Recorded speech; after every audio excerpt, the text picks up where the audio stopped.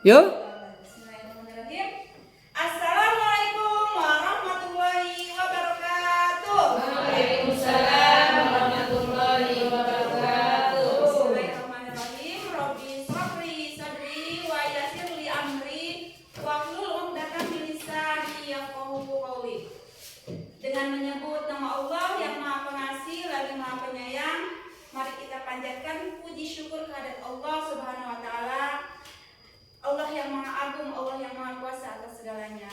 Salawat beriring salam semoga tetap tercurah kepada Nabi kita, Nabi besar Muhammad Sallallahu alaihi wasallam. utusan Allah yang membawa cahaya kebenaran untuk seluruh umat manusia.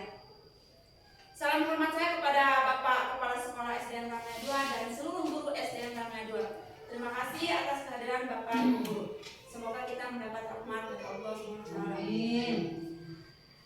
Sahabat semua, di sini izinkan saya berdiri di hadapan para Bapak Ibu.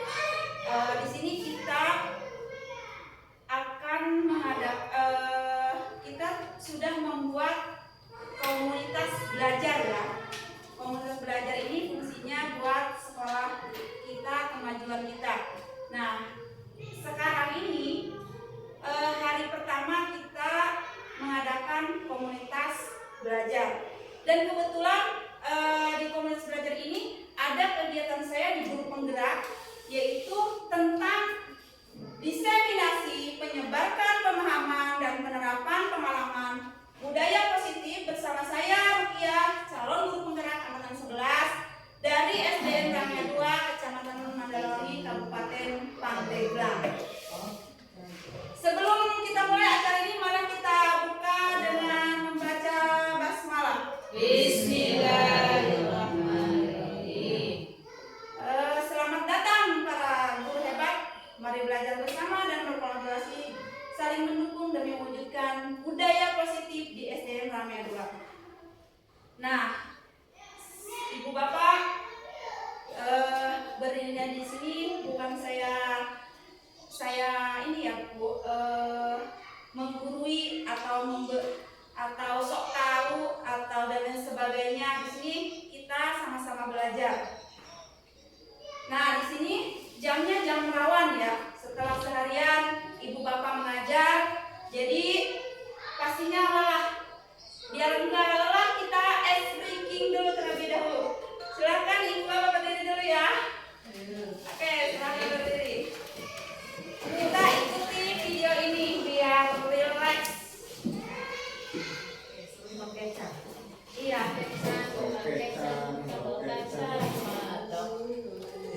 Oke, siap. Tangan diputar-putar judulnya ya. Yuk. Tangan di atas. Tangan diputar-putar. Tepuk tangan. Diputar-putar. Bertepuk tangan. Pegangan bahu. Putar-putar. Pegangan bahu tuh. Digoyang-goyang. Digoyang-goyang. Putar-putar. Bertepuk tangan. Tangan diputar-putar. Pegangan bahu. Tangan diputar-putar. Peganglah lutut.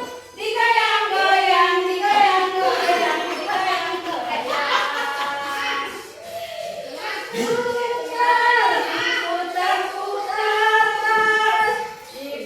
Diputar-putar, diputar ke bawah, diputar-putar, diputar ke kanan, diputar ke kiri. Asik, asik.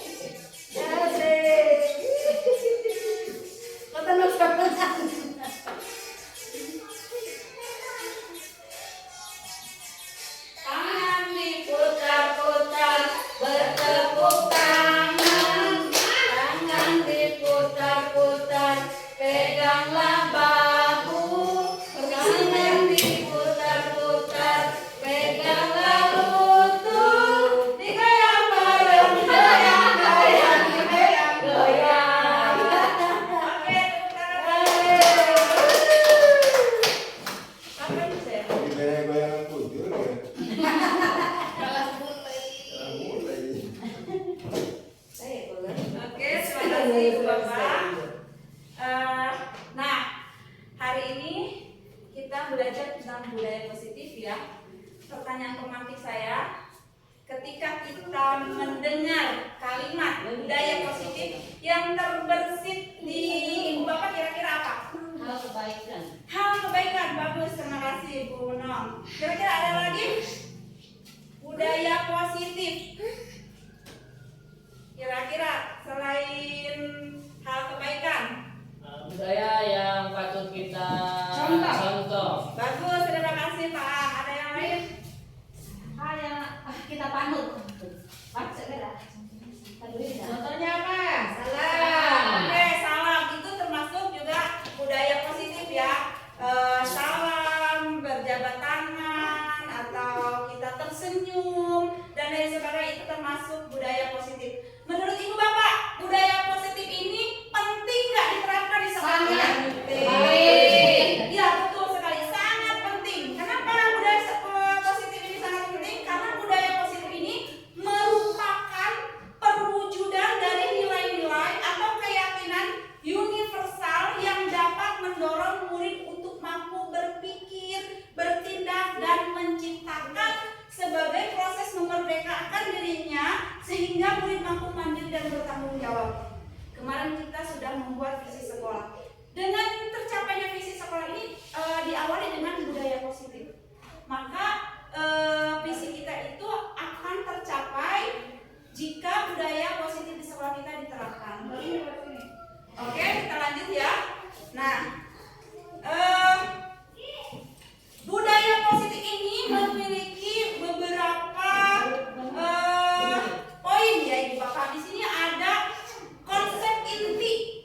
Ada 8 konsep inti dari budaya positif. Yang pertama adalah perubahan paradigma positif, 2 disiplin positif, 3 nilai-nilai kebijakan, 4 kebutuhan dasar manusia, 5 motivasi perilaku manusia, 6 posisi kontrol guru, 7 keyakinan kelas, dan 8 segitiga restitusi. Jadi hari ini kita akan membahas tentang 8 poin dari konsep inti budaya positif. Oke, yang pertama kita akan membahas tentang perubahan paradigma positif. Yang sekarang itu disebut dengan pembelajaran dengan paradigma baru. Nah, Ibu Bapak, di sini pastinya Ibu Bapak pernah mendengar ya pembelajaran yang disebut dengan student center atau dengan teacher center. Pembelajaran yang berpusat kepada guru atau pembelajaran yang berpusat kepada murid. Saya ingin bertanya dulu kepada Ibu Bapak nih. Kira-kira Ibu Bapak ini mengajar sekarang ini sudah pembelajaran yang berpusat kepada guru atau pembelajaran yang berpusat kepada murid? Dua-duanya. Dua-duanya. Ada yang lain? Soalnya saling ketergantungan, harus ada terus ada murid. Ya, silakan. Ada pendapat lain?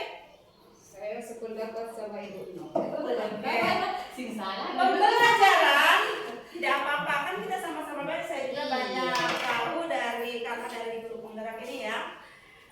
Pembelajaran paradigma baru ini adalah harus menggunakan pembelajaran yang menurut Ki Hajar Dewantara, yaitu pembelajaran yang berpusat kepada murid. Iya, pembelajaran yang berpusat kepada murid. Kenapa? Karena menurut Ki Hajar Dewantara, pembelajaran itu ibarat kita petani. Jadi petani itu kita seandainya menanam padi ya, akankah tumbuh indah, tumbuh bagus ketika tanaman itu dirawat? Tumbuh indah tidak? Pastinya bagus ya, pastinya hasilnya juga bagus ya.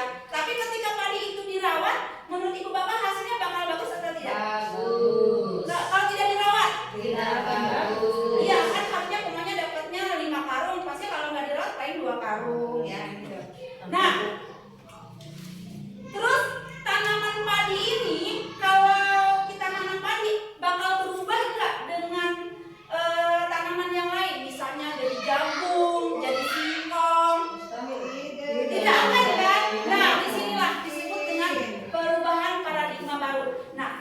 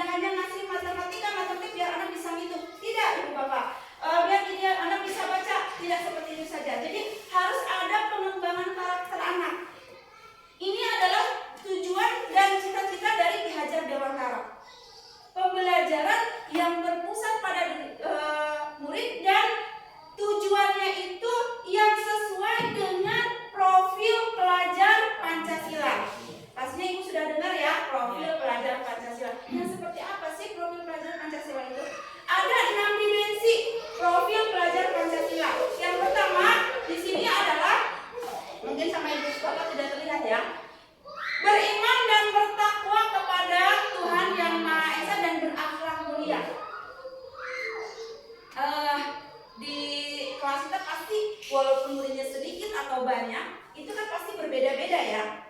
Nah, di sini kita tidak butuh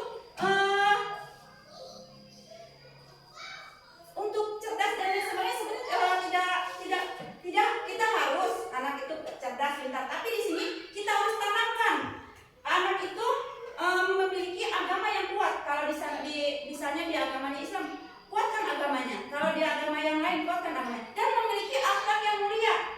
Anak itu harus memiliki akhlak yang mulia, karena kita ini Indonesia sudah termasuk krisis akhlak ya. Nah, kita harus berusaha agar anak ini memiliki iman dan berakhlak mulia. Yang kedua, kebinekaan global. Kebinekaan global ini adalah anak itu memiliki budaya yang ada di sekitar kita, itu harus tahu, harus bisa. Tuh kemarin yang Agustus kemarin aja itu menurut saya bagus banget ya, luar biasa. Jadi budaya-budaya kita itu dialungkan, ditingkatkan, ditampilkan. Ada lagi budaya ini menurut saya salaman. Di Lampung nggak ada ya Bapak. Waktu saya pertama ngajak ke sini saya kaget. Saya dikejar-kejar sama anak, salaman.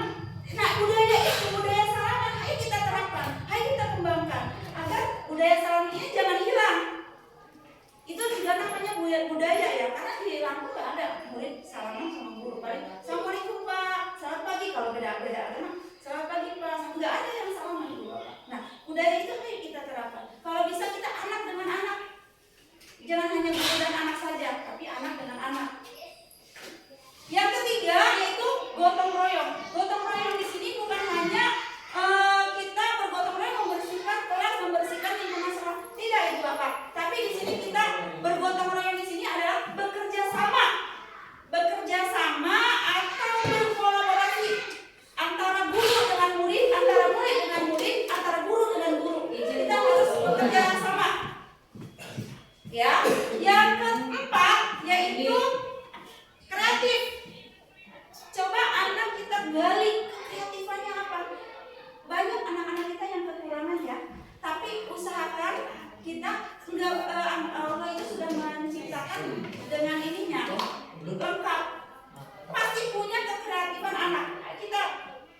Kita gali bakat anak agar kekreatifannya muncul. Yang kelima yaitu apa? Berpikir kritis. Berpikir kritis anak, supaya anak-anak kita ya Ibu Bapak kadang ditanya, Presiden Republik Indonesia Jakarta katanya, buru-buru kita berpikir kritis ya. Coba kita Pandai gang. Iya. Nah, kita berusaha bersama agar anak ini bisa berpikir kritis. Dan Mandiri. yang keenam mandiri. Pastinya tahu Ibu Bapak mandiri itu seperti apa sih? Bukan mandiri sendiri. Ya.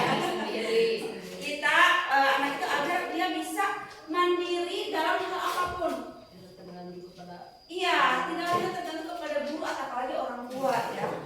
Oke, di sini kita lanjut Ibu Bapak.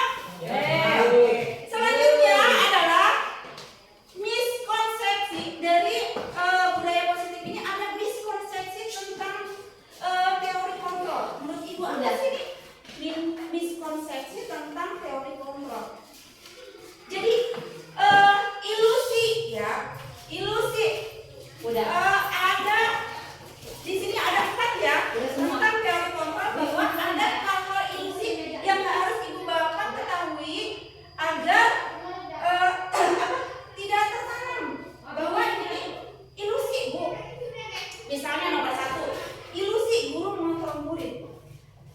Anak besok sekolah rajin. Terus apa lagi? Mengerjakan tugas piket dan lain sebagainya. Pokoknya ini kita kontrol ya. Kenapa kamu kemarin tidak masuk sekolah? Kenapa? Kalau kamu tidak masuk sekolah, Ibu setrap di depan kelas. Nah, kayak gitu ya. Itu pokoknya ada anak nakal. Kalau kamu nggak nurut sama Ibu, nanti Ibu nilainya apa? Iya. Itu sebetulnya hanya ilusi Bu. Hanya ilusi. Karena anak itu kalau tidak dari kesadaran diri itu akan terulang kembali. Silakan Ibu cek and dicek kembali anak-anaknya. Pasti akan terulang kembali keliruan itu ya. Nah, jadi hanya ilusi ketika kita hanya mengontrol kepada murid itu bahwa kita itu udah benar. Tidak ya Bu ya. Yang kedua, ilusi bahwa semua penguatan efektif dan bermanfaat. Rayuan, apalagi pujian. Kamu pintar loh. Nanti besok kamu belajar lagi yang ini ya. Itu sebenarnya hanya ilusi. Itu tidak berhasil. Tidak akan berhasil anak ketika makanya kalau ngajar, saya ngomong sama ibu itu aja, ibu itu masih takut mengalami saya kayak gitu kan. Berarti itu dia motivasinya atau daya itunya apa? Belum sadar, belum paham. Jadi kita itu ilusi bahwa kalau kita itu hanya dengan rayuan, dengan pujian anak itu akan berubah. Tidak Bu, tidak akan berubah. Yang ketiga, ilusi bahwa kritik dan membuat rasa bersalah mampu menguatkan karakter. Jadi ketika jangan diulang kembali ya. Ketika kamu besok ini, ya hari ini kamu nggak lebih benar, besok kamu jangan ulang lagi. Jadi anak itu seakan-akan bersalah ya. Itu hanya ilusi Bu. Besok pasti akan mengulang kembali. Walaupun dia sadar, mungkin dia sadar karena dia takut dengan guru tersebut. Ya. Dan yang keempat, ilusi juga, miskonsepsi juga bahwa orang dewasa itu berhak memaksa. Kita tuh yang mentang-mentang orang dewasa, orang tua kita yang ke anak apa yang kita pokoknya harus turutin apa yang kita mau. Enggak seperti itu Pak, Ibu Bapak. Jadi itu hanya juga ilusi bahwa orang tua walaupun anak kecil itu dia manusia. Jadi jangan kita sebagai guru memaksa keinginan anak. Jadi kita setelah kita tahu ini coba kita perbaiki apa yang hal-hal yang seperti ini sebenarnya ilusi tidak akan pernah merubah kebaikan-kebaikan yang kita harapkan. Yang kita harapkan untuk sampai dia masa tua kan, masa dia sampai dewasa kan.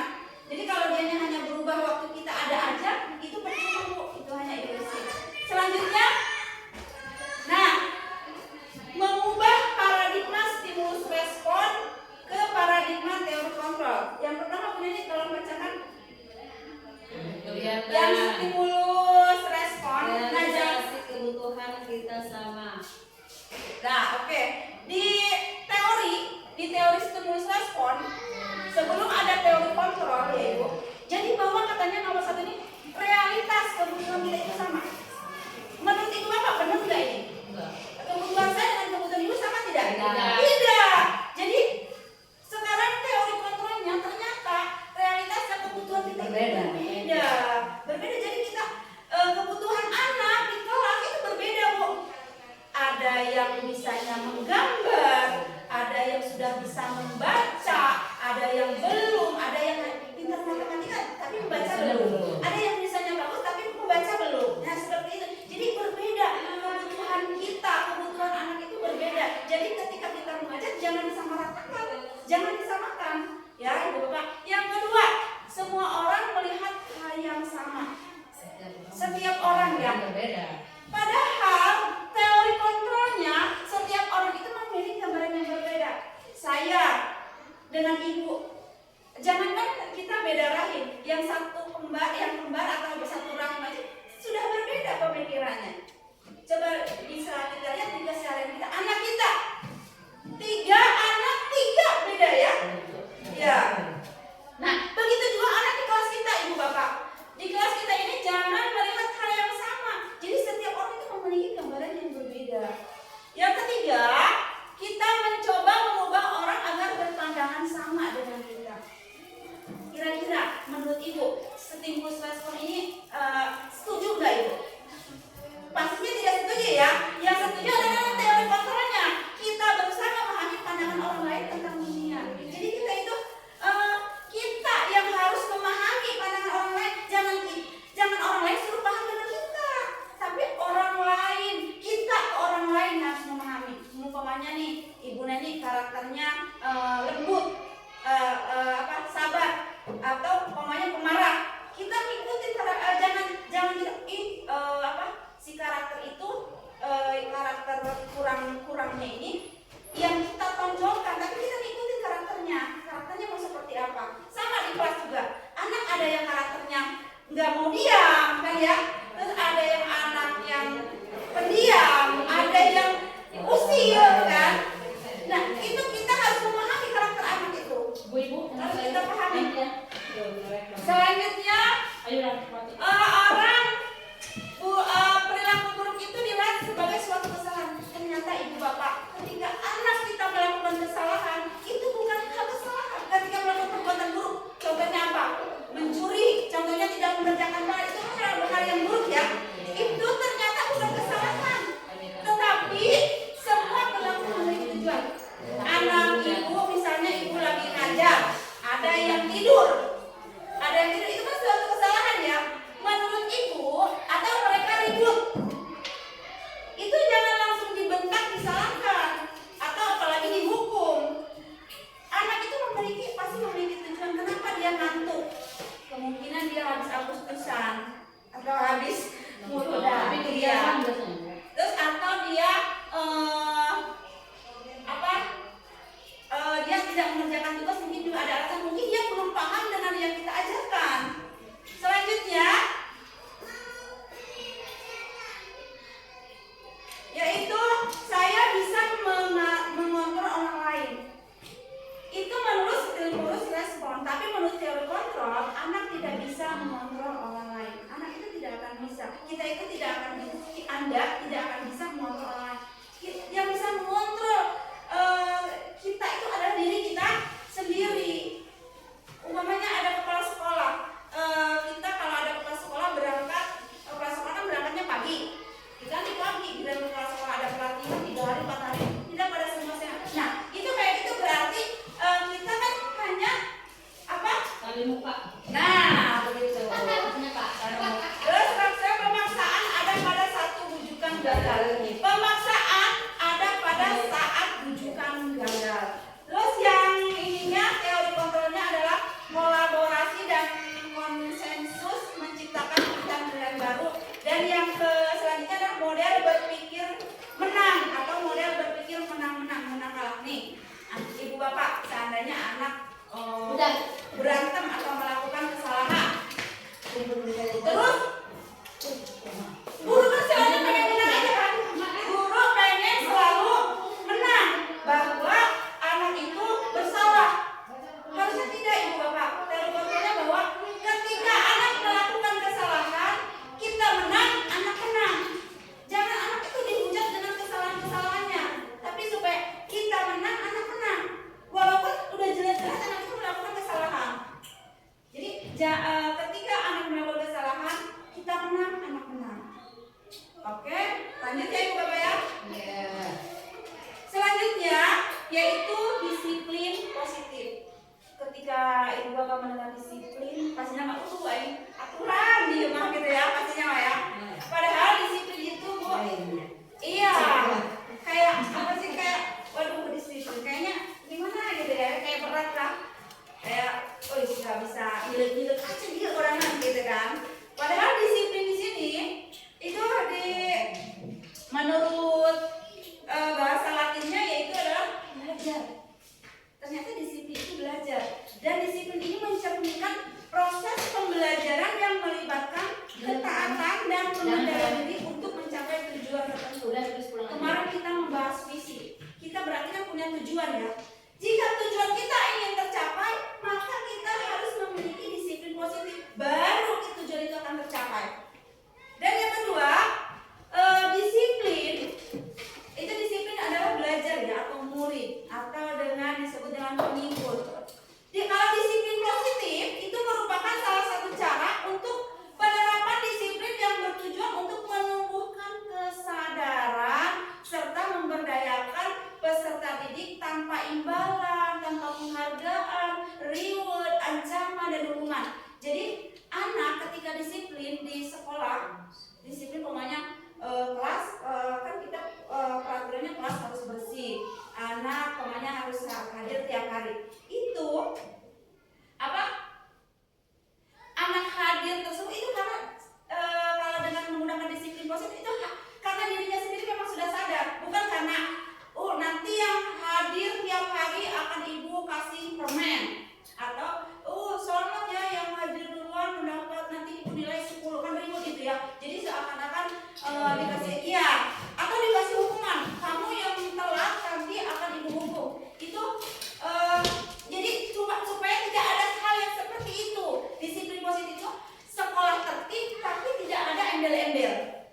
seperti itu ya, disiplin positif.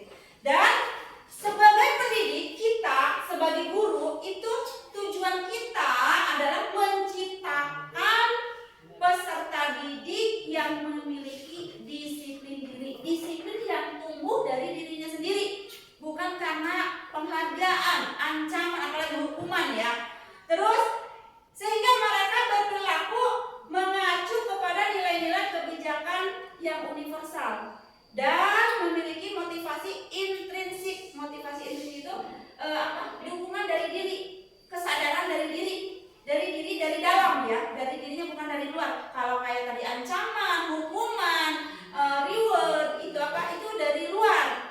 Kalau nggak ada itu kan mereka kadang nggak aktif, nggak rajin. Terus dalam perubahan perilaku ke arah yang lebih baik lagi. Nah, PR kita ibu bapak ya. Jadi anak didik kita itu agar mereka memiliki disiplin positif karena kesadaran dirinya. Oke, selanjutnya yaitu, nah dari disiplin positif ini ada nilai-nilai kebijakan. Nilai-nilai kebijakan ini disepakati oleh kita bersama, terus lepas dari suku, bangsa, agama, bahasa maupun latar belakang. Jadi jangan karena agamanya beda kita bedakan, sukunya berbeda kita kayak saya orang Lampung, ibu orang Pandeglang kita bedakan. Seperti itu. Jadi tidak ya ibu bapak. Dan dari latar belakang sukunya sama ya. Barang nama beda. Iya benar ya. Nah jadi nilai-nilai yang disepakati ini terlepas dari suku, bangsa, agama. Jadi kita nilai-nilai kebaikan kita terapkan. Ada banyak contoh ibu bapak nilai-nilai kebijakan, tapi saya ambil hanya 3 di sini. Yang pertama adalah dari topik pelajaran Pancasila, tadi sudah disebutkan, beriman dan bertakwa, berakhlak mulia, berkebinekaan global, gotong royong, mandiri, kreatif, dan bernalar kritis. Terus ada lagi integritas, toleransi, terus saling hormat, menghormati, menghargai, antusias. Jadi ketika ada yang semangat, hayu ibu bapak dukung. Terus keingintahuan, terus kerjasama, percaya diri, terus ada komitmen juga. Dan yang keterampilan yang ketiga yaitu contoh yang saya ambil di sini, kita itu dapat dipercaya, kita itu harus dapat percaya, lurus hati, pendengaran yang aktif, tidak merendahkan orang lain dan memberikan yang terbaik untuk diri kita. Jika kita menghargai orang lain berarti kita menghargai diri sendiri. Oke, selanjutnya kebutuhan dasar manusia. Nah, menurut ibu bapak, kira-kira kebutuhan dasar manusia ini apa sih menurut ibu? Coba kebutuhan dasar manusia. Kebutuhan ibu kira-kira apa nih? Makan. Apa lagi? Jajan. Kasih sayang ya. Duit. Apa lagi? Ya, kira-kira kebutuhan ibu apa saja? Nah, kebutuhan dasar manusia ini, ya dukungan berarti ya. Dukungan itu termasuk kebutuhan ya, ibu bapak. Nah, kebutuhan dasar manusia ini kita sebagai guru kita memiliki kebutuhan. Anak pun yang masih kecil itu memiliki kebutuhan ya. Iya. Nah, anak kita kan manusia juga kan? Nah, apa sih kebutuhan dasar manusia? Kebutuhan dasar adalah segala sesuatu yang kita lakukan untuk mendapatkan apa yang kita inginkan. Seluruh tindakan yang kita lakukan memiliki tujuan tertentu dan semua usaha terbaik yang kita lakukan. Pasti setiap yang kita lakukan itu memiliki tujuan tertentu ya. Nah, kebutuhan dasar manusia ini jika tidak terpenuhi ya, maka itu akan berbeda. Contoh ibu bapak, ada anak kelas 5, siapa namanya itu kalau nggak salah, siapa itu kelas 5? Mubarak ya. Kenapa Mubarak seperti itu? Kenapa Mubarak kasih sayang? Nah, itu berarti yang kebutuhan dasar manusianya ada yang kurang. Contohnya saja kita, saya ibu sebagai istri umpamanya nih ya,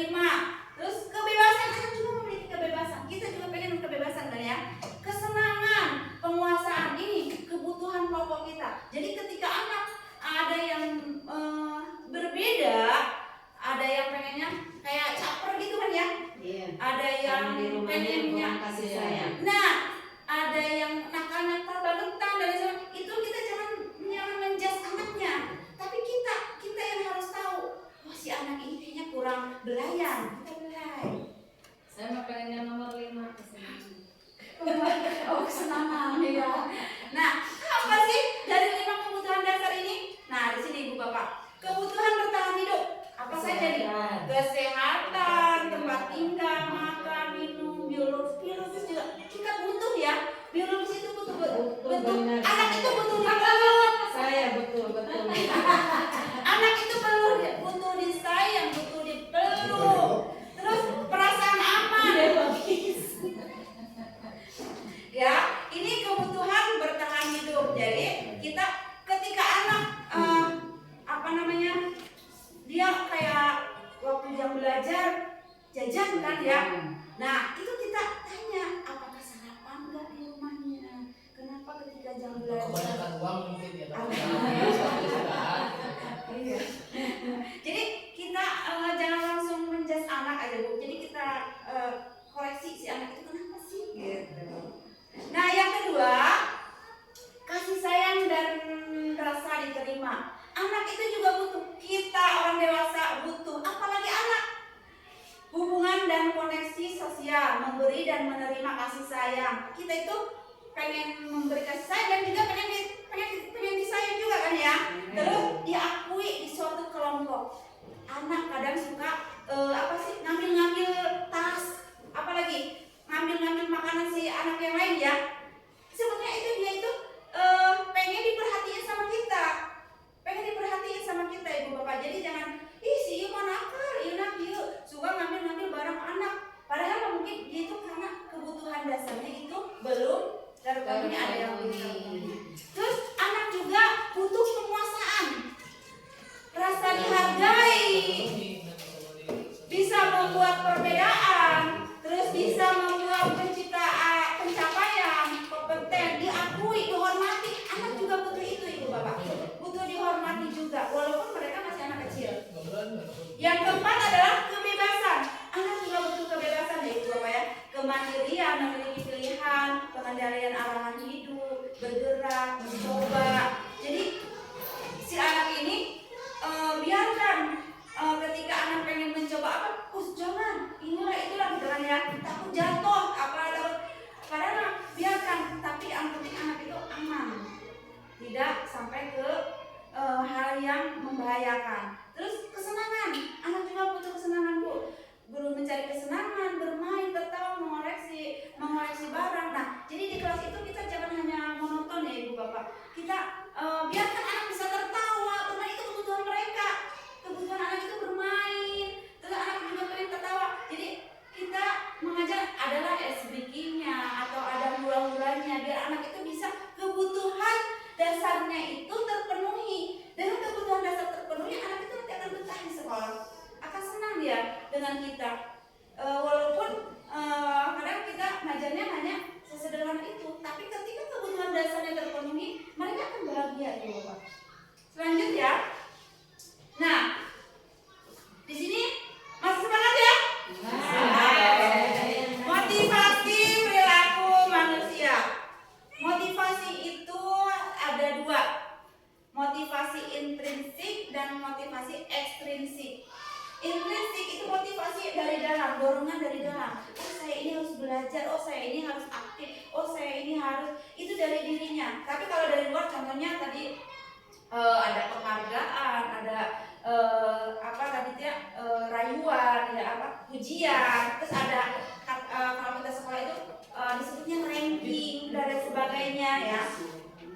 Nah, untuk menghindari ketidaknyamanan atau hukuman, jadi perilaku manusia ini jangan sampai karena dia itu takut karena hukuman atau ketidaknyamanan. Enggak boleh sama guru itu mah, saya pokoknya takut ngerjain tugas biar nggak dimarah. Alasannya karena biar nggak dimarah atau karena takut dihukum.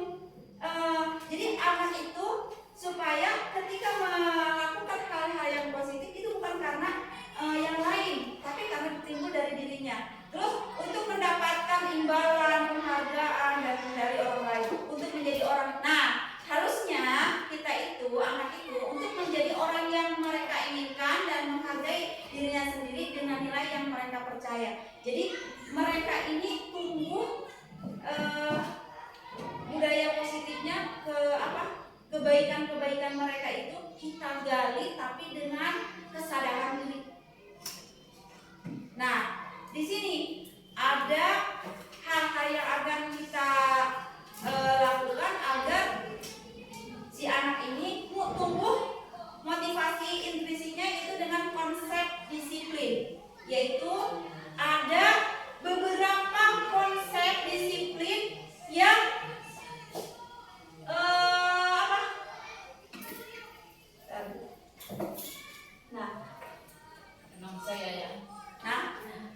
konsep disiplin ini ada, kita menggunakan, kira-kira ibu menggunakan yang mana nih? Ketika menggunakan agar anak itu disiplin, kira-kira ibu menggunakan penghukuman atau teman atau manajer atau pemantau atau pembuat rasa bersalah? Kira-kira ibu menggunakan pemantau. Jadi anak itu dipantau ya. Apa yang kalau saya masih iya suka menghukum, iya kalau saya membuat anak supaya rasa Nomor satu saya enggak. iya, saya enggak. teman iya, pemantau iya, karena ibu bapak saya tahunya macam-macam guru seperti ini dari guru penggerak ibu bapak. Jadi saya harus mengimbaskan kepada ibu bapak juga. Jadi pemantauan saya di guru penggerak ini agar diketahui juga oleh ibu bapak. Ternyata macam-macam ketika kita mengajar agar disiplin anak itu terpenuhi, ini ada penggunaan yang seperti ini.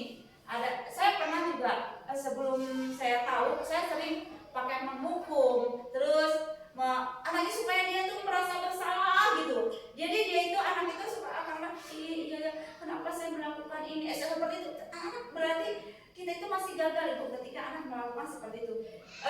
Kita berusaha untuk merubah sedikit demi sedikit ya. Ketika kita masih menggunakan di sini ada hal yang bagus, tapi ada 4 yang harus kita kurangi. Kita belajar sedikit-sedikit agar kita menjadi pendidik yang hebat dan menjadi SDM Rangga 2 yang luar biasa, nantinya melahirkan anak didik yang luar biasa. Nah, apa sih konsep disiplin yang 5 ini? Kita bahas satu-satu ya Ibu Bapak. Nah, konsep disiplin di sini ada yang gagal dan ada yang memang bagus. Kalau konsep disiplin di sini yang gagal yaitu hukuman, penghargaan. Nah, hukuman di sini contoh hukuman. Menyakitkan. Iya, hukuman itu. Jadi minder ke anak. Nah, betul sekali Ibu Bapak. Jadi dengan hukuman anak itu akan merasa dia tidak nyaman, anak itu merasa tersakiti. Murid juga. Iya. Terus ternyata kan dia melakukan apa coba? Melakukan hal lain itu karena terpaksa kan? Karena terpaksa. Terus murid menyembunyikan kesalahannya, kan? Sering tuh ya. Kalau ada di depan kita seakan-akan baik. Iya, seakan-akan baik di depan kita. Ternyata setelah nggak ada kita masih melakukan hal-hal yang keliru ya, keliru bukan salah, tapi hal-hal yang keliru. Terus menjadi rendah diri, anak itu, murid itu menjadi rendah diri kalau kita melakukan atau dalam mengajar itu melakukan hal yang hukuman, yang kita gunakan itu hukuman, tidak mengerjakan PR, dihukum, disetrap, bawa ke depan, terus apa, suruh berdiri, apalagi suruh ya. Kalau zaman dulu Ibu, tadi kan kita disebutnya pembelajaran paradigma baru. Saya dulu seperti itu Ibu Bapak. Kalau nggak belajar, saya itu pernah saya buang sampah. Kalau di SD itu tahun 90 ketat banget. Saya aktif. Waktu itu saya pernah nggak piket atau apa. Saya ya Allah, saya suruh hormat seharian di bendera sampai istirahat. Iya. Terus kalau kita nggak pokoknya itu. Jadi terus kalau saya pernah juga mengerjakan matematika waktu saya belum bisa, itu ditertawakan, dilecehkan oleh guru. Itu kan kita jangan dulu. Ya? Iya, itu jangan dulu Ibu Bapak. Kita sekarang paradigma baru. Kita tidak boleh. Iya. Dalam mengajar ini kita sekarang mari kita ubah sedikit demi sedikit. Dari dengan sedikit-sedikit ini kita akan berubah menuju hal yang baik. Semuanya juga dari sedikit demi sedikit ya. Nah, oke sedikit-sedikit lain gitu kan gitu banyak. Jadi kurang sedikit-sedikit kita kurangi. Iya, dikurangi. Saya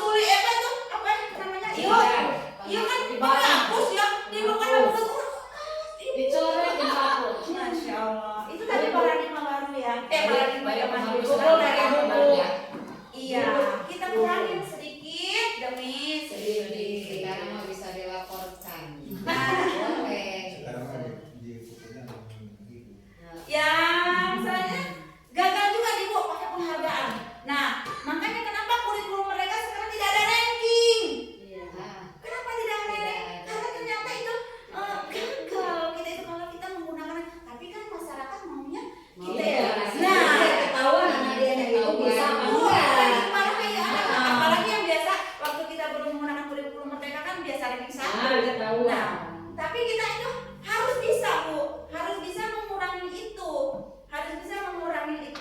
agar anak ini tumbuh dengan seperti padi tadi. Ketika kita rawat supaya tumbuhnya nanti bagus, padinya bagus, begitu. Jadi kalau dengan penghargaan terus dengan apa itu nantinya akan berakibat tidak efektif. Anak itu akan biji.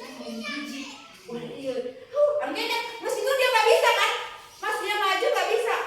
Saya kan lagi hiji unggul Bu, cina gitu. Nggak bisa. Nggak bisa. Akhirnya si anak itu kan terpuruk, ranking hiji unggul. Nggak bisa. Itu bukan ranking saja, Bu. Apa? Bukan ranking Iya, saja Pak. yang dihilangkan, tapi kenaikan kelas juga. Begitu naik ke kelas 4 atau kelas 5 tidak ada sekarang. Tidak ada ya Pak ya? Terus ngapain Pak? Saya ada kelas berapa Pak? Ada SD aja gitu ya? Guru SD ya? Yang jelas Pak, anak itu dari kelas 5 sampai ke kelas 6 itu kan di rapotnya itu tidak ada naik ke kelas 6. Tidak ada sekarang. Lolos aja ya kayak kelas. Lolos saja. Iya, kayak nggak kayak apa? Yang menentukan kelas Iya, itu tidak dia ditentukan. sendiri nanti. Iya. Karena untuk ranking juga itu kayak memotivasi kepada temennya yang lain aturan Iya. berubah gitu ya. Tapi karena sekarang tidak diadakan rankingan, jadi bodohlah gitu. Iya, anak itu malah sebetulnya Iya, nggak sebetulnya semangat. iya, Iya, sebetulnya kan ada bagusan ranking. ada rankingnya. Gitu juga karena sering belajar, jadi termotivasi anak tersebut gitu ya, karena situ dapat ranking. Jadi kita sebagai pendidik semangat ya Ibu iya, Pak ya? iya, Iya. nggak salah. Tapi tapi kita harus bisa merubah itu karena kita sudah menjadi pendidik yang paradigma baru. Bagaimana caranya? Ya kita perbaiki tadi sedikit demi sedikit. Tapi sebenarnya kadang saya juga berpikir kalau nggak ada ranking anak itu gimana? Motivasi mereka kan kayak balap gitu ya dia kayak saya pengen bisain. Ternyata itu tapi merusak masa depannya. Tadi hukum tengah denge. Nah, Iya, tidak akan berubah sebenarnya. Iya. Nah, Jadi itu yang dari yang budaya nakal- positifnya yang Iya, kita yang kembangkan. nakal tidak kita indahkan malah semakin menjadi-jadi, bukannya malah mengurangi. Iya. Iya. Buat kita berarti sih malah kalah ya. Iya. Saya punya eselon gitu loh. Dibiarkan Murid. aja dia enakan. Iya. Kita hukum Tapi nggak jangan boleh. dibiarkan, sebenarnya jangan dibiarkan kita tapi gali. Anaknya itu nanti Bu ada rumusnya. Ketika mengalami anak seperti itu, ada nanti. Saya juga baru tahu di guru penggerak kita. Nanti kita bahas di ujung ya. Nah, di sini ternyata konsep disiplin dengan identitas sukses ternyata dengan konsekuensi dan restitusi. Nanti restitusi. Saya juga belum tahu itu restitusi apa sih. Ngomongnya kita bisa. Oh, ada restitusi. Ada Bu ternyata di guru penggerak ada restitusi. Konsekuensi dengan menggunakan konsekuensi ini menumbuhkan anak menjadi anak yang baik. Lamun cari cek sepopulatan bagus, panennya bagus. Tapi lamun dengan tadi yang dua itu nanti panennya gagal. Gabuhnya, kita gabuh. Nah, dengan konsekuensi ini anak jadi Jangka pendek. perlu Kemudian monitoring berkelanjutan. berkelanjutan. Walaupun di sini identitas sukses, konsekuensi ada yang lebih bagus yaitu menggunakan restitusi. Apa itu restitusi? Saya juga belum tahu. Ibu nanti kita disanding. Di sini dengan menggunakan restitusi ini menumbuhkan anak budaya positif, motivasi dirinya, motivasi intrinsisnya nanti akan tumbuh dari dia kecil sampai dia dewasa. Itu yang kita mau, bukan kita anak itu pintar di sekarang aja, anak bisa berperilakuan baik di sekarang aja. Tadi Terus ada dagangan terbalik Institusinya ada. di sini murid bertanggung jawab untuk berperilaku. Terus murid juga nanti fokus pada pemecahan. Jadi murid nanti bisa menyelesaikan masalahnya sendiri. Saya jadi kebayang bahwa anak kita, murid kita bisa menyelesaikan masalah sendiri. Dan jangka waktu panjang. Jadi sampai nanti dia anak dewasa. Saya mikir, jangankan kita anak kita ya suruh memecahkan masalah sendiri. Memecahkan masalah yang sudah kita kasih nggak bisa diselesaikan kan? Tapi ini PR kita ya. Karena pembelajaran sekarang itu sebetulnya harus dibesarkan berpraktek. Iya. Kalau kita pembelajaran tanpa praktek, sebetulnya anak sekarang itu susah untuk memahaminya. Kalau untuk dibarengi dengan praktek, jadi pola anak berpikir itu dan langsung kalau dengan praktek dia itu langsung menyerap. Tapi Iya. kalau secara langsung kita tanpa ada prakteknya, itu susah untuk kita juga menerapkan kepada anaknya. Iya betul Pak. Berarti dengan nyata. Ya memang dari dulu juga Bu. Abstrak sebetulnya- ya Pak ya. Nah, sebetulnya dari Abstrak. dulu juga, Apalagi guru SD ya. dari RPP-nya itu kita harus mengadakan atau apa namanya Menampilkan alat-alat peraga yang ada ya. gitu, kita tampilkan. Iya. Kalau secara langsung kita mengadakan pembelajaran itu hanya blak aja tanpa diadakan sarananya, yang untuk prakteknya susah untuk Betul. dilakukan. Contoh tadi pagi aja Pak, betul sekali Pak. Contoh tadi pagi anak-anak itu pelajaran IPA. Di sini menggambar bunga, di sini ada mahkota bunga, tangkai, kelopak bunga, terus benang putih, benang nggak ngerti Pak. Iya. Iya, saya praktekkan langsung ngambil bunga, terus dia langsung ngerti Pak, langsung praktek. Ini apa? Langsung tahu. Tapi ketika digambar, ini kalian tahu tidak? Tidak Bu. Ini apa? Tidak. Karena itu Tapi teori, kan? iya. Tapi ketika kita langsung kasih bunganya, langsung ngambil bunganya, kita tunjukkan langsung paham. PJ aja PJ sampai tahu Pak. Susi ya. Benang sari itu yang mana? Kalau di gambar itu kan benang sari yang ini lah gitu. Iya, Kalau kan kita sama ambil dengan- kita untuk prakteknya, ambil bunganya, Iya. mana putihnya, mana benang sarinya, mana kelopaknya, gitu. Terus tangkainya yang seperti apa, bakal buahnya itu yang seperti apa. Nah, buahnya itu jadi buah itu dari mana dia datangnya? Oke, terima kasih Bapak. Nah, jadi dengan menggunakan identitas restitusi ini anak memiliki rasa tanggung jawab. Terus anak bisa semangat memperbaiki kesalahan. Kalau kita anak melakukan kesalahan dengan menggunakan segitiga restitusi itu memperbaiki kesalahannya dengan senang hati. Jadi bukan karena paksaan, karena hukuman dan lain sebagainya. Tapi saya juga ini kayaknya teori juga nih. Kalau saya melakukan ini kayaknya masih belum ini. Tapi kita harus mencoba ya. Kita harus mencoba. Nah, konsep disiplin pendekatan restitusi, cara menggunakan. Nah, kita Restitusi. Nah, pengertian restitusi tadi yang jualan apa tadi? Jagung. Jagung. Bukan, Bapak. Restitusi di sini adalah menciptakan iya. Memperbaiki kesalahan. Sip. Tadi Nah. Mama Sirasi itu yang jualan jagung. Iya.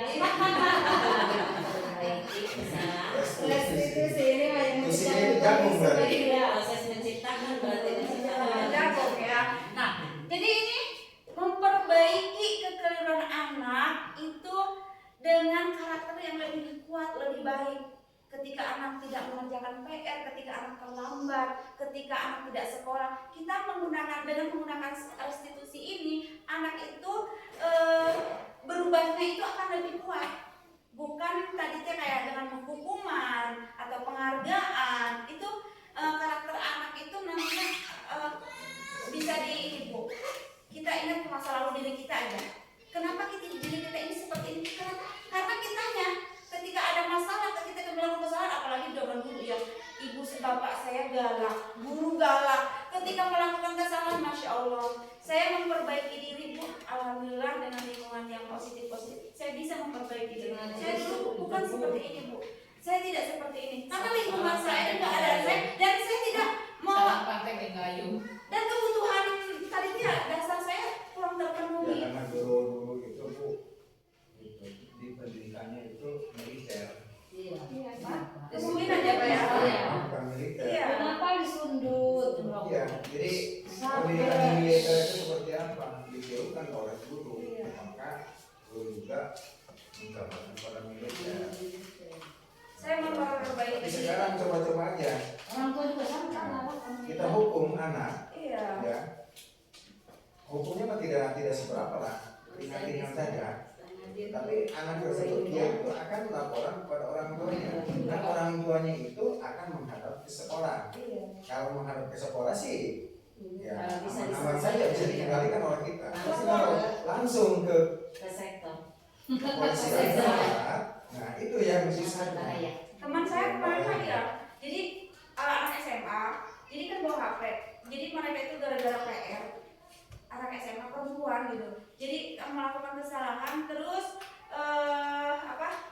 langsung telepon mamanya, jadi si mama dan bapaknya bawa polisi, jadi masalah hanya sepele mau bawa polisi, akhirnya semua masalah jadi besar. Jadi gaduh. Iya. ya saya kemarin waktu di sana itu kan ada contohnya. Padahal mah nggak seberapa itu hukuman dalam olahraga. Orang tua siswanya itu tidak terima. Dia itu langsung laporan ke kepolisian, datanglah. Nah, ternyata ya ditangani oleh saya orang tersebut itu gurunya teman saya itu. Nah, bapak harus langsung ke polisi karena Cekin itu kalau ada pembuat Jam. video. Jam berapa? Ini kan masih iya Jam. Oke, ciri-ciri restitusi ya, bukan orang yang menebus kesalahan, bukan untuk menebus kesalahan, namun untuk belajar kesalahan. Kesalahan yang kita lakukan itu jadi pelajaran, terus memperbaiki hubungan, terus tawaran bukan paksaan.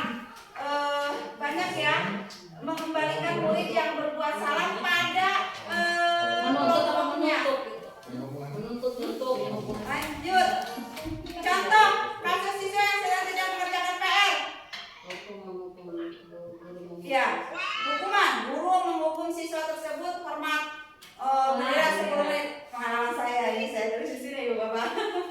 Terus guru marah dan murid yun ya. Terus kalau konsekuensi, kalau contoh yang konsekuensi kalau murid yang tidak mengerjakan PR ya, guru memberikan konsekuensi untuk mengerjakan PR-nya saat istirahat. Dikerjakan sebanyak 3 kali lipat. Umpamanya 1 halaman jadi 3 halaman. Kayak banget dulunya kayak gini kita ya. Dikasih PR. Kita kan kayak gini ya. Iya. Kalau nggak kerjakan kita Iya. banget dulu ya. Iya, maksudnya Terus, guru tegas dan siswa menghormati peraturan. Ini yang konsep. Kalau yang restitusi, kalau yang tidak mengerjakan PR ini, guru menanyakan keyakinan kelas atau dirinya membantu menyelesaikan Akhirnya kan anak Tanya kan, kemarin di situ deh kan dari sebelum Dia tanya harus ada Iya. tulisnya tuh, harus pakai rumus. Kenapa kamu tidak mengerjakan PR? Bu, Iya. saya lupa ini. Lupa. Atau temennya sih itu pengen ngerjain PR, ibu mau saya begitu. Akhirnya bingung kita. Iya. Ya, akhirnya bingung. Oh, karena si ini mah lupa ketiduran. Saya mau ngerjain bu katanya. Luan dulu saya capek-capek. Nah, di situ Malu sama dia Pak. Gitu. Ya, Nanti untuk berikutnya seperti Iya. Ya. Jadi dicontoh si temannya yang tidak mengerjakan tugas. sebetulnya itu penerapan di kita itu memang agak susah. Iya. Bingung gitu kan. Agak susah. Belum lain lagi dengan daerah-daerah perkotaan. Iya. Daerah kita memang seharusnya masih tetap pelaksanaan seperti ini. Iya. Ya, di daerah kita. Tapi ada tapinya. Tapinya itu karena mantap ada titik-titiknya. Nah, yang kedua dari hukuman dan konsekuensi itu terjadi di restitusi. Iya. Ya. Nah, sekarang dulu itu hukuman. Dari hukuman masuk yang seperti itu yang dikatakan oleh Ibu seperti konsekuensi.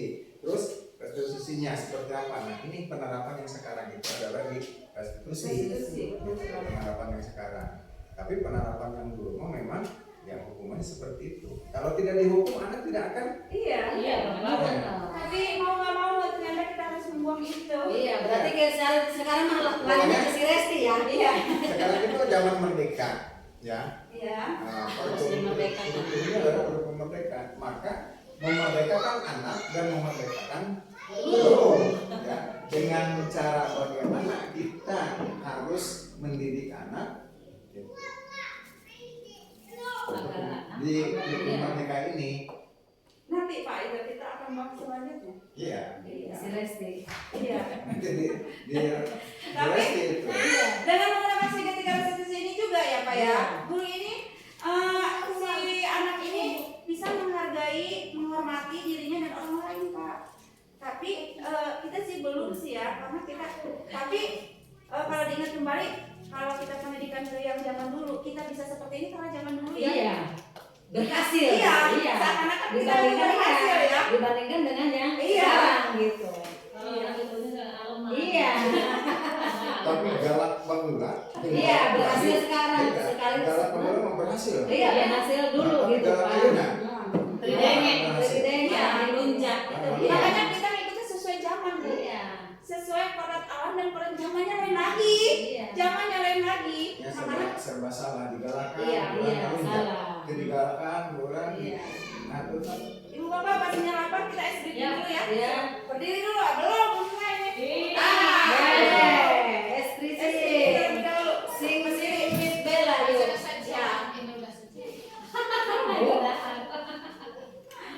kira-kira bikin harus mah. Oke, siap. Lanjut ya. Habis aktiviti tadi kita lanjut 5 posisi kontrol restitusi. Tuh tadi tuh ya.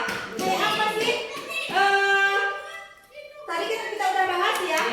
Nah, 5 posisi kita bahas satu-satu dulu nih. Contoh yang nih. Hukuman. Hukuman di sini adalah nada suara tinggi pastinya ya.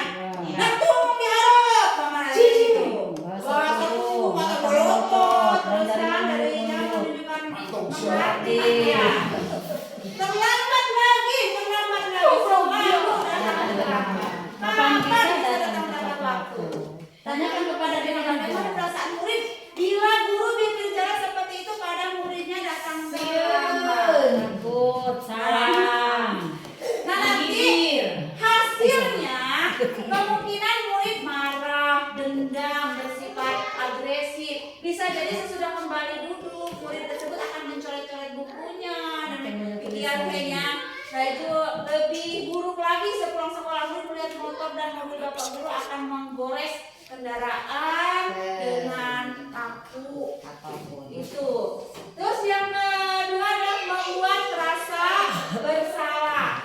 Contohnya, nadanya lemas, terus kayak halus, kayak sedih juga, terus bahasa juga merapat pada angka lesu. Adik, kamu ini gimana ya? Kamu sudah berjanji dengan ibu tidak akan terlambat lagi. Kamu kenapa ya senang sekali mengecewakan ibu? Ibu benar-benar kecewa sekali. Bagaimana perasaan murid itu seperti itu? Murid akan merasa bersalah telah mengecewakan ibu bapak gurunya. Murid akan merasa menjadi guru yang gagal dan tidak sanggup membahagiakan guru lain. Kadang-kala sikap seperti ini membahayakan diri sendiri, membahayakan dari sikap menghukum. Lebih bahaya ternyata. Membuat rasa bersalah lebih bahaya ya. Tidak seperti murid dalam keadaan menghukum, di mana murid bisa menumbuhkan rasa amarahnya walaupun rasa negatif, cara negatif. Murid tertekan seperti ini tiba-tiba bisa meletus amarahnya dan bisa menyakiti diri sendiri. Bahkan nah, guru sebagai teman di sini nada suara ramah, akrab, bercanda, bahasa tubuh merapat pada murid, mata senyum dan jeraka. Adi, ayolah, bagaimana sih kamu ini kemarin kamu sudah janji kan ke ibu, ke bapak bukan? Kenapa terlambat lagi? Sambil tertawa, sambil megang-megang ini, sambil nubit pipinya, kayak bapak tutupnya ini. Ya, sudah tidak apa-apa. Duduk sana. Dengan cara itu murid akan merasa senang. Iya. Karena semakin Allah ya. Iya. Iya. Acim. Padahal dalam hati itu. Iya. Beneran Benar saya kita punya kepala kayak gini kan? Oh, kita ya. Hasilnya ini murid sih senang ya, tapi dalam hati aku nih, iya. Hanya dapat di sisi negatif murid menjadi tergantung pada guru tersebut. Coba dikeretkan dia namanya orangnya kayak kepala. Saking Allah kan orangnya kesalahannya. Iya. Jadi akrab dari posisi teman, akibat dari posisi teman, Adi hanya akan berbuat sesuatu bila menyuruh adalah guru tersebut. Dan belum tentu berlaku yang sama dengan guru dan orang lain. Kadang kan yang Bu Yoyo baik, yang guru kan ada yang kayak gitu ya. Sumpah. Ada yang wali kelasnya itu aja. Sumpah. Iya. Nah, sebagai pemantau ada sudah datang satu Adik, tahu kan kamu jam berapa? Kita udah mulai. Tahu Pak, kamu terlambat 15 menit. Apakah kamu sudah mengerti konsekuensi yang harus kita lakukan bila terlambat? Paham, Pak. Paham Pak, saya harus Harus ke ingat kelas, kelas. ada jam istirahat nanti mengerjakan tugas. Ini Jadi murid ini tidak menunjukkan emosi Jangan marah, menjadi marah atau ini saya banget. Terus murid tetap dibuat tidak nyaman, yaitu harus tinggal kelas waktu jam istirahat dan mengerjakan tugas. Guru tetap harus memantau murid pada saat mengerjakan tugas karena murid tidak bisa tinggal seorang diri. Nah, yang manajer di sini adalah, jadi bukan di kantor aja ya manajer, di guru juga ada tingkatan-tingkatannya. Yang bagus ini adalah guru sebagai manajer, ya. Nada suara tulus, bahasa tubuh tidak kaku, mendekat ke murid. Adi, apakah kamu mengetahui jam berapa sekolah dimulai? Tahu Pak, jam 7. Ya, jadi kamu terlambat. Kira-kira bagaimana kamu akan memperbaiki masalah ini? Saya bisa menanyakan teman saya Pak, nanti mengajar kelas yang vertikal. Baik, itu bisa dilakukan. Apakah besok akan ada masalah untuk kamu agar bisa hadir tepat waktu Pak? Tidak Pak, saya bisa hadir tepat waktu. Baik, saya hargai usahamu untuk memperbaiki diri. Nah, posisi manajer ini posisi di mana guru berbuat sesuatu bersama dengan murid, mempersilahkan murid mempertanggungjawabkan perilakunya, mendukung murid agar dapat menemukan solusi dan permasalahannya sendiri. Jadi di manajer ini murid diajak untuk menganalisis kebutuhan dirinya maupun kebutuhan orang lain. Di sini penekanan bukan kemampuan membuat konsekuensi, namun dapat berkolaborasi. Jadi ngobrol ya dengan anak, ditanyakan tapi ngobrol tapi harus ditegaskan. Nah gitu. Oke. Nah di sini ibu bapak, posisi kontra apakah aku kira-kira mau saya kecewa sekali sama kamu. Ini kira-kira menurut ibu teman atau pemantau atau hukuman atau manajer? Coba. Saya kecewa sekali sama kamu. Hukuman. Ada yang lain? Manajer, saya kecewa. Manajer, coba. Kalau manajer itu bahasanya akar tapi dia tegas ya. Coba jawabannya. Kamu tidak pernah melakukannya. Di sini adalah saya kecewa sekali sama kamu. Ini adalah hukuman ya. Terus kamu tidak pernah benar melakukannya. Ini yang tadi, ya hukuman saya kecewa sekali sama kamu itu yang tadi berbuat salah kerja ya. Yang ini apa rencanamu untuk menyelesaikan masalah ini? Manajer. Bukan. Iya betul manajer ya. Rencanamu. Jadi ditanya rencananya. Ayo lakukan demi ibu. Teman ya. Teman. Kamu tidak akan mendapatkan nilai jika kamu sedang mengerjakan ini konsekuensi. Oke, SBG. Silakan SBG dulu. Ibu, bapak berhadapan berdua-dua. Duaan. Ayo. Kita Ekstrim. Selama 10 detik aja saya hitung. Ayo berdiri. Berhadap-hadapan. Senyum. Cantik. Berhadap-hadapan. Mundur. Oke. Maju cantik. Oke. Silakan. Maju, Itu mulai dari siapa? Ayo. Nah, itu Bapak Iki. Ibu Bapak. Ada positif.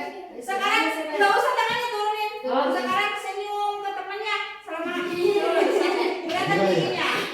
2, 3.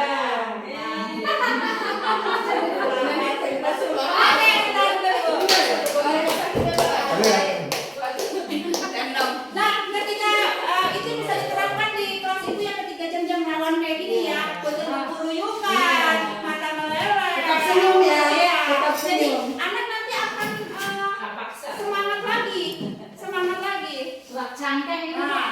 Lanjut ibu bapak, keyakinan kelas. Kenapa keyakinan karena tidak peraturan kelas? Sejak zaman dulu saya tahunya peraturan kelas, peraturan sekolah. Kepana keyakinan. Kenapa? Kayak saya bingung bacanya.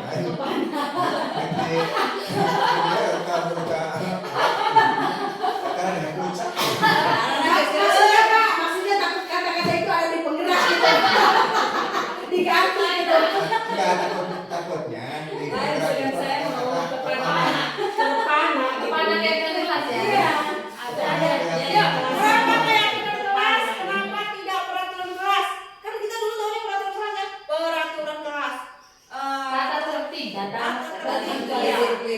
Di sini ya. Contoh, ibu bapak, kenapa kalau bapak ibu naik motor pakai helm? Kenapa?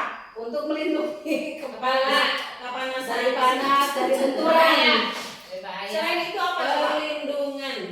Itu berarti motivasi dirinya udah sadar, udah tumbuh. Kebanyakan kenapa pakai helm? Karena mereka takut dengan polisi. Iya. Sebagian besar. Ada polisi. Iya. Ada Polisi. Iya, padahal itu untuk Keselamatan. Melindungi diri sendiri itu mah. Iya, betul Sir sekali. karena polisi. polisi. Terus kenapa kita waktu zaman Covid, kenapa kita pakai masker? Penyakit, penyakit. Padahal itu untuk Padahal menjaga itu penjagaan diri kesehatan. sendiri kan, dan orang lain. Oke. Nah, kegiatan membuat keyakinan. Nah, ibu bapak saya kemarin membuat keyakinan kelas. Memang di PMM juga ada ibu bapak.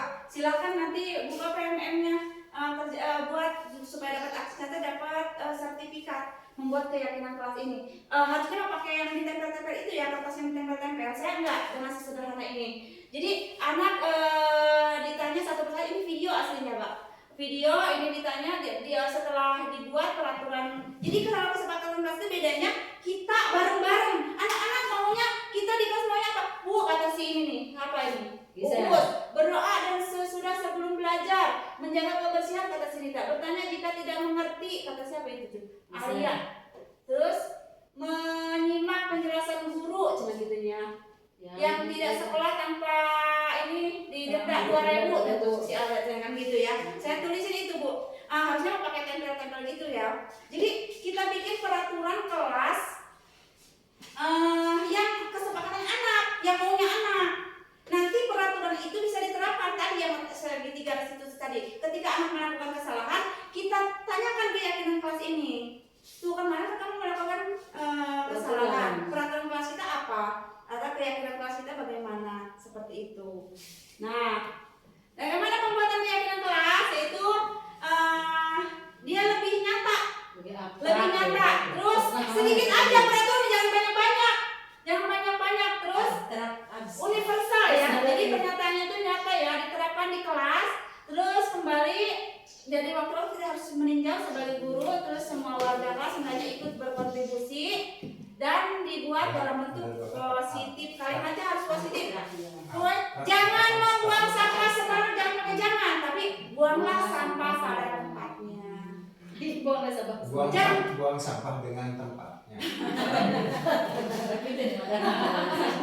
Nah ini dia segitiga restitusi. Satu proses yang dijalankan oleh guru agar dapat menghasilkan murid yang mandiri dan bertanggung jawab dengan menggunakan 3 ini.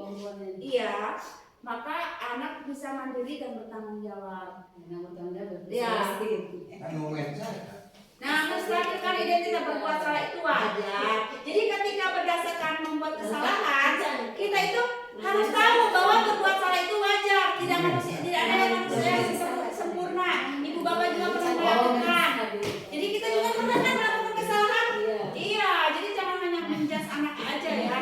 Ibu bapak tidak mau mencari siapa yang salah, tapi ingin mencapai solusi masalah. Kamu tetap merasa terus berdasarkan validasi tindakan yang salah. Kamu pasti punya alasan melakukan hal ini, padahal kamu bisa. Nah ini yang salah tadi, yang ini yang hasilnya begini cara mengajarkan anak. Jangan seperti ini. Seperti ini kan kamu berbuat. Nah, menandakan keyakinan. Kalau menyampaikannya apa keyakinan kelas kita? Jadi nih contoh segitiga restitusi yang saya terapkan waktu kemarin. Tolong disimak sedikit ya Bu ya.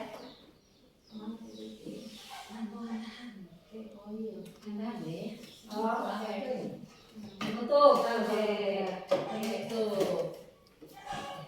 Standar nasional. Merdeka. Merdeka berarti Agustus tahun. Panas sebenarnya. Standar nasional mah saya belum tahu. Kita hari merdeka. Ya Bu ya. Standar nasional saya tidak tahu, belum tahu. Standar motor. Standar motor mana?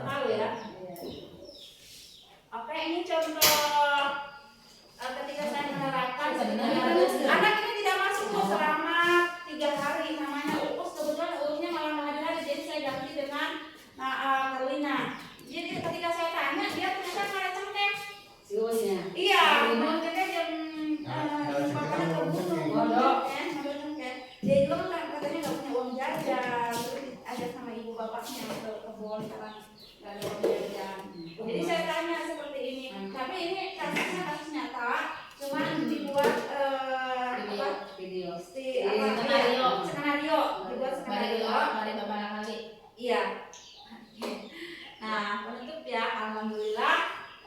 Nah, silakan membacakan di sini. Dalam penerapan disiplin positif, hendaknya guru memiliki standar kepribadian profesional dan sosial yang baik, di mana guru mampu merefleksi dirinya dalam posisi kontrol Saat ini bagaimana perjalanan dirinya sebagai ngomong. manajer yang menuntun murid-muridnya menjadi insan yang mandiri, merdeka, dan bertanggung jawab. Nah, jadi dari materi ini intinya kita belajar merevisi diri, memperbaiki diri. Kita belajar menjadi guru yang among ya, menjadi guru yang manajer. Jadi bisa menyelesaikan masalah tapi tidak menjatuhkan harga diri kita sebagai guru dan tidak merendahkan anak didik kita. Selanjutnya, refleksi dulu. Hal baru apa yang mengubah paradigma saya yang saya dapatkan? Kira-kira yang ibu dapatkan hari ini apa saja? Banyak. Nah, Emosi. terang resti ya, Iya. restitusi ya. Itu kuncinya. Terus perasaan apa yang muncul ketika ibu mengenai ini? Ngantuk, Bu. Apa? Termotivasi. Biasa mana yang ingin tahu? Tunduk. Hanga ya. Peran abang seperti apakah yang saya telah lakukan selama mengikuti modul ini? Kita silakan. Among itu tadi manajer. Kita terapkan. Seperti apakah? Seperti apa kita gunakan yang hari kita belajar. Saya akan menjadi among yang thank you. Terima kasih.